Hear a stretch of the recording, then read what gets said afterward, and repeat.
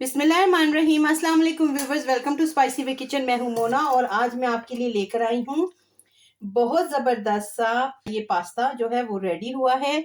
बहुत स्पाइसी है, बनाइएगा, ज़रूर बनाइएगा और अपनी अफ्तार पार्टी में या ईद पार्टी में इसे ज़रूर ट्राई कीजिएगा।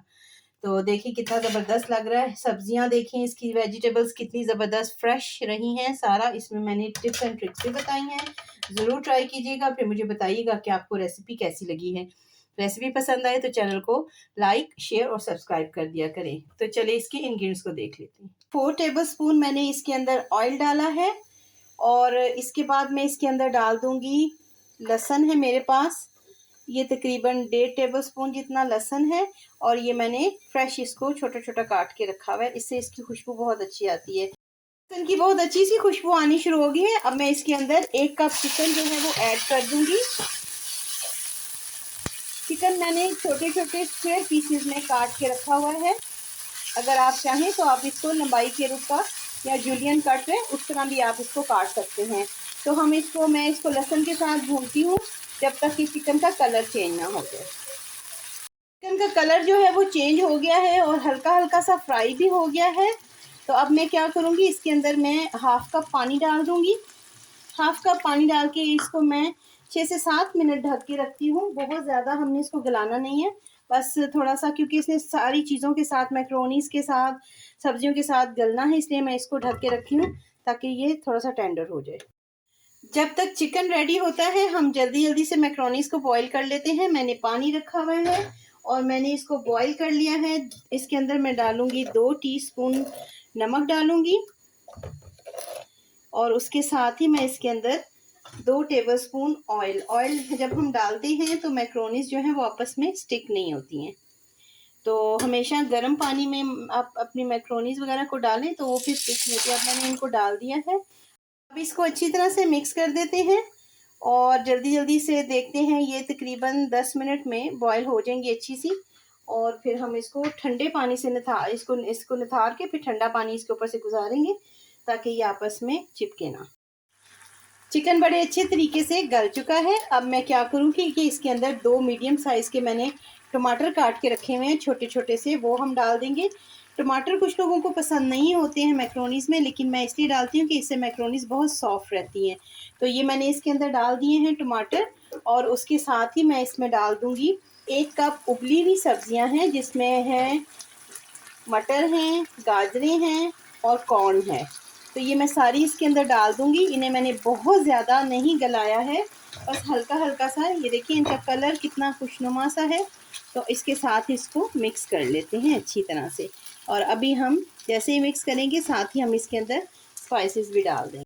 नमक क्योंकि हम मैक्रोनीस में डाल चुके हैं, इसलिए मैं इधर जो है वो हाफ़ टी स्पून नमक का इस्तेमाल करूँगी। नमक आप अपने घर के हिसाब से कम या ज़्यादा कर सकते हैं। उसके साथ ही थोड़ा सा इसको स्पाइसी बनाने के लिए हाफ़ टी स्पून कुटी हुई लाल मिर्च डालेंगे और 2 टीस्पून इसके अंदर मैं काली मिर्च का पाउडर डालूंगी। अगर आपके पास क्रश है तो आप वो भी डाल सकते हैं।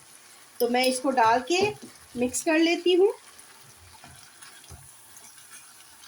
आँच इस स्टेज पे आपने आँच बहुत आहिस्ता नहीं करनी है, क्योंकि हमने सब्जियों का क्रंच जो है वो रखना है। और इसके साथ ही मैं इसके अंदर डालूंगी 3 टेबलस्पून चिली सॉस है और 3 ही टेबलस्पून इसके अंदर जाएगा सोया सॉस।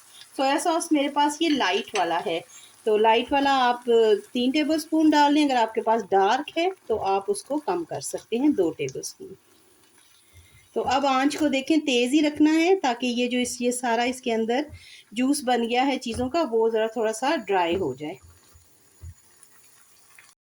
अब मैं इसके अंदर डालूंगी 1 टीस्पून हरी मिर्च का पेस्ट है। आप इसको स्किप भी कर सकते हैं। और मैंने इसको डाल दिया है, इससे इसकी खुशबू और टेस्ट बड़ा डिफरेंट सा आता है। और इसके साथ ही मैं इसके अंदर 1 कप शिमला मिर्च, जिसे मैंने स्क्वायर में काट लिया है मैंने शिमला मिर्च को। अगर आपने चिकन को जूलियन कट करवाना है तो आप फिर सारी जो वेजिटेबल्स हैं जैसे शिमला मिर्च है वो भी आप जूलियन कट ही काटिएगा। तो क्योंकि मैंने चिकन को जो है वो स्क्वायर कट में कटवाया था, इसलिए मैंने इसको इसी शेप में काटा है। तो इसको ड्राई होने देते हैं। ये देखिए कितनी अच्छे तरीके से ड्राई हो गई हैं सब्जियां। अब मैं क्या करूंगी, 2 टीस्पून इसके अंदर हम सिरका डाल देंगे।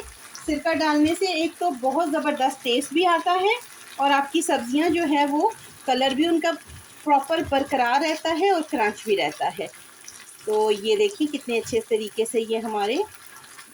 अब मैं इसी स्टेज पे जो हमने मैक्रोनीज बॉईल करके रखी थी वो मैं इसके अंदर डाल देती हूँ। मैक्रोनीज को इनके साथ मिक्स कर देते हैं, सारे चिकन और वेजिटेबल्स के साथ।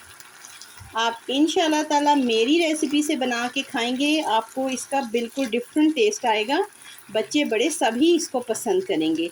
तो आप इसको ज़रूर बनाएं, अपनी अफ्तार की दावत में बनाएं या ईद की पार्टी में बनाएं, तो आपको इसका बहुत ज़्यादा ही टेस्ट आएगा इंशाल्लाह ताला। तो ये देखें सारे इसके साथ मिक्स हो गए हैं। अब हम इसमें डालेंगे 1/2 कप, मैंने ये इस तरह काट के रखी हुई है बंद गोभी।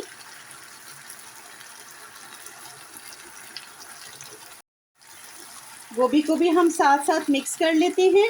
वेजिटेबल इसमें आप चेंज कर सकते हैं, आप अपनी मर्ज़ी से वेजिटेबल डाल सकते हैं, जो आपको पसंद है वो डाल दें, जो इसमें नहीं पसंद वो स्किप कर दें। और गोभी भी आप अपनी पसंद से ज़्यादा या कम कर सकते हैं। ये ले फ्रेंड्स, ये कितना ज़बरदस्त सा हमारा पास्ता रेडी हुआ है, मैक्रोनीज रेडी हुई हैं। आप इसे ज़रूर बनाइएगा, फिर मुझे बताइएगा कि आपको मेरी रेसिपी, मेरी एफर्ट कैसी लगी है। मिलते हैं एक और वीडियो में। अल्लाह हाफिज़।